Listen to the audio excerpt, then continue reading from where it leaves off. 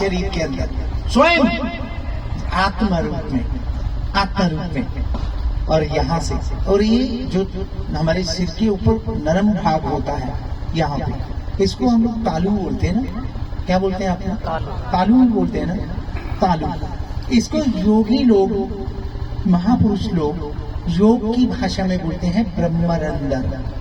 ब्रह्मरंदर, ब्रह्म जहां से अंदर गया, जहां से परमात्मा स्वयं नारायण अंदर गया, प्रवेश किया, जहां से परमात्मा प्रवेश किया, ब्रह्मरंदर, जहां से ब्रह्म अंदर गया।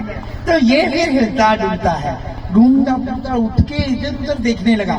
तब सभी देवी देवताओं ने बड़ी खुशी मनाई, बड़े खुश हुए देवी देवता, प्रसन्न हुए कि आज हमारी लॉटरी लग गई। ये जो मनुष्य है ना, ये देवी देवताओं की लॉटरी है। तो लॉटरी का मतलब आप समझते होंगे, लॉटरी का मतलब समझते हैं, मतलब वो चीज जो कभी सोची नहीं थी, वो चीज हासिल हुई जो हम कुछ भी उसके द्वारा कर सकते हैं।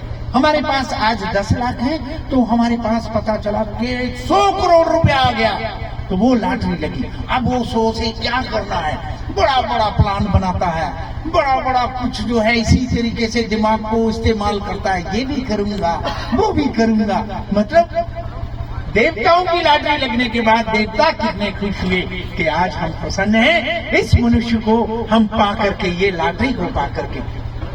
और इस तरह से भगवान ने फिर सारी दुनिया देवी देवताओं ने साथ में मिलकर के सारा संसार दिखाया, इसको सारा संसार दिखाया।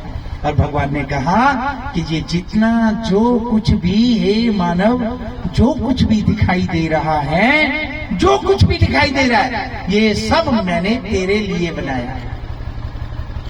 भगवान ने कहा इस मनुष्य कि जो कुछ भी दिखाई दे रहा है ये सब तेरे लिए बनाया है, लेकिन याद रखना तुझे मैंने अपने लिए बनाया है। ये याद रखना है। जो कुछ भी दिख रहा है इस जगत में, चाहे वो गाड़ियां हैं हमारे लिए है, खाना पीना सामग्री है वो हमारे लिए है, वस्त्र आभूषण जो कुछ है वो हमारे लिए है, एक दूसरे से मिलना जुलना, परिवार, जो कुछ भी, बच्चे, ये सब एक दूसरे के लिए। लेकिन भगवान ने कहा कि तुझे मैंने अपने लिए बनाया है, याद रखना, भूलना नहीं। तो वो फिर याद रखा। तो अब क्या किया, ध्यान से सुनना है, ध्यान से सुनना। अब इसको एक तरीका होता है इस धरती पे भेजने का। अब धरती पे भेजने के लिए फिर जो है इस तरह से जो एक प्रोसेस है, वो माता और पिता के द्वारा जब माँ के पेट में इसे प्रवेश करवाया जाता है, तो ऐसा कहते हैं कि ये माँ के पेट में मनुष्य क्या बोलता है, उस वक्त निर्माण हुआ जब सारा, तो एक प्रोसेस बनाया गया। ये बना तो अब सारा कुछ बन गया। फिर उसके बाद जब ये माँ के पेट में होता है तो ये प्रार्थना करता है, कष्ट भोगता है, इसे दुख होता है, अंदर इसको पेट में कष्ट होता है।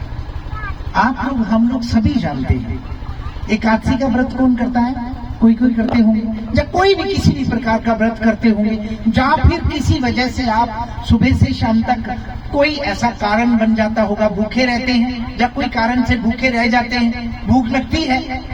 लेकिन देखिए, एक दिन भी भूखा रहना कितना मुश्किल होता है। और माँ के पेट में ये जो है कितने दिन रहता है, माँ तो अपने मुंह में डालती है ना, इसके मुंह में कौन डालता है? सोचा कभी इसके बारे में, सोचा?